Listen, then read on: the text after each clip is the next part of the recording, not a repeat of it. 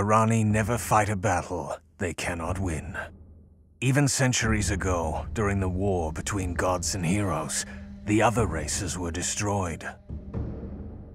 But the peoples now called Harani were smarter. They knew when to fight and when to pull back, when to survive. Though their palaces on Auroria were razed to dust, this one people remained intact. The goddess Nui tried to save everyone caught in the war, regardless of race. But neither fighting nor fleeing side by side could turn such disparate empires into a family. The survivalists built a new kingdom in their new lands. But again, it was destroyed, now by an upstart prince. Did they take revenge? Again, no. This prince was powerful, and survivalists do not fight losing battles.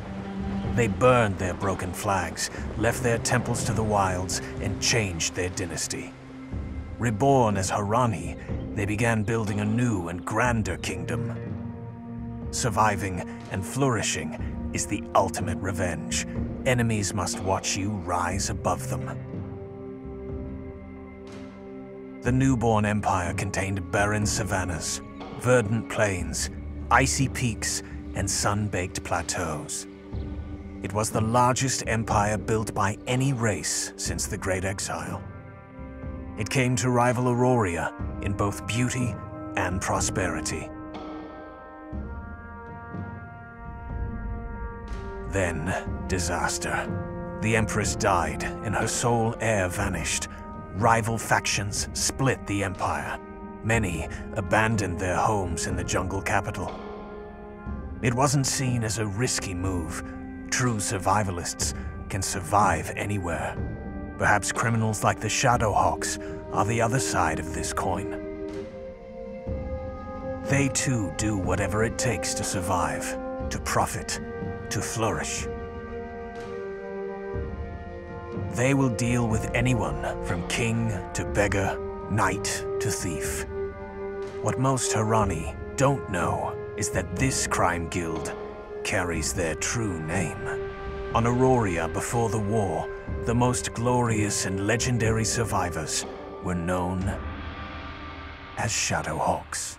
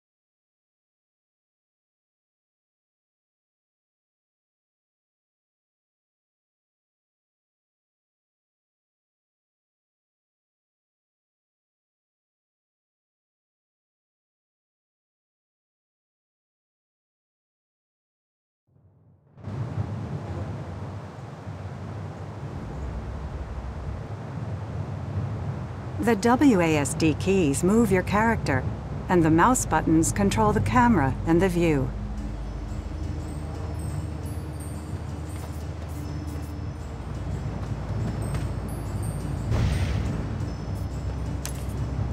To move by clicking on the ground, adjust the mouse movement and auto skill movement settings in options. Press F or right-click to activate quests from NPCs with punctuation marks or flowers above their heads.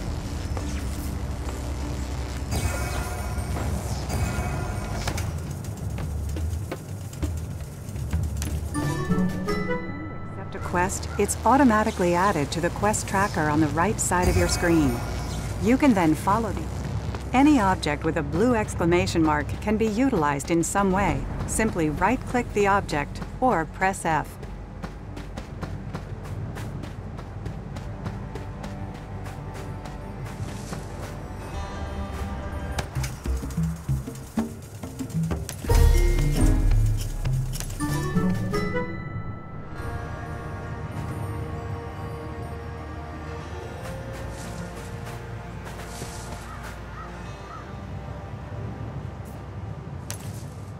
Hover your mouse pointer over a monster, NPC, or action object to see its...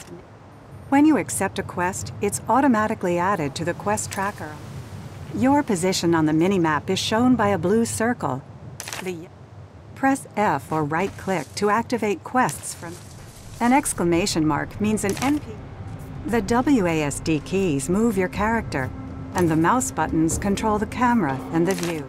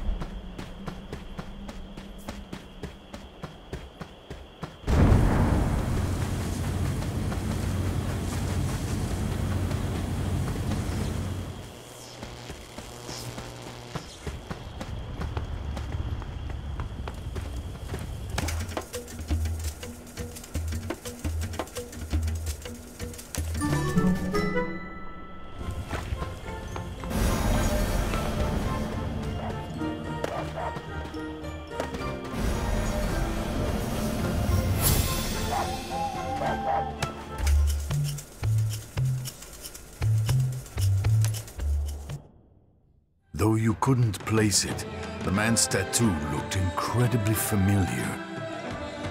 Either you had seen it before, or it was the most powerful case of déjà vu that had ever struck you. The more you thought about it, the more your head screamed in protest. An image exploded into your mind.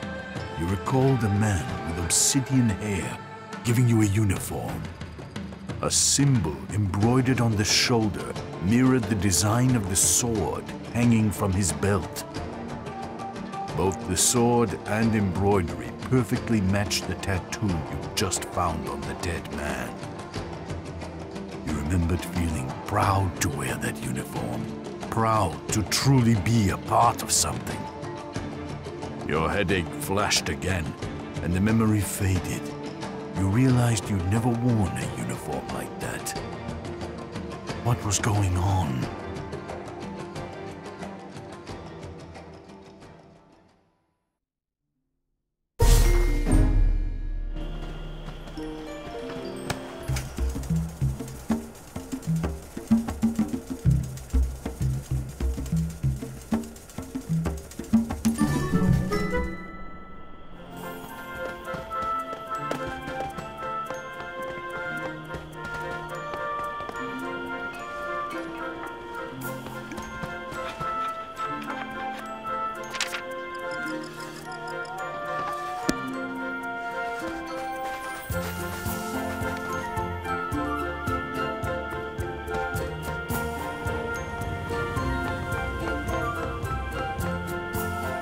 신중히 생각하고 결정하게.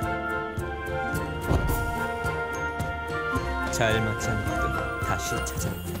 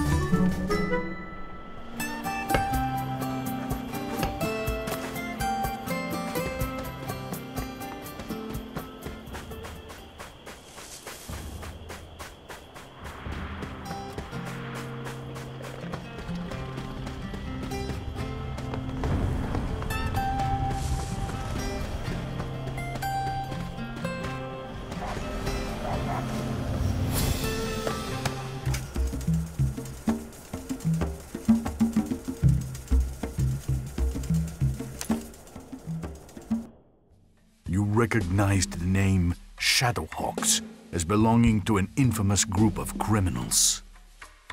The organization was so powerful, many members didn't bother working undercover. They even wore uniforms, flaunting their crimes. But you also recognized the name Shadowhawk for other reasons. Your head pounded as more unfamiliar memories flashed in your vision. The memories centered around the dead man's tattoo. You saw it forged into a dagger handle. Felt yourself sliding the dagger between someone's ribs. Were you going crazy?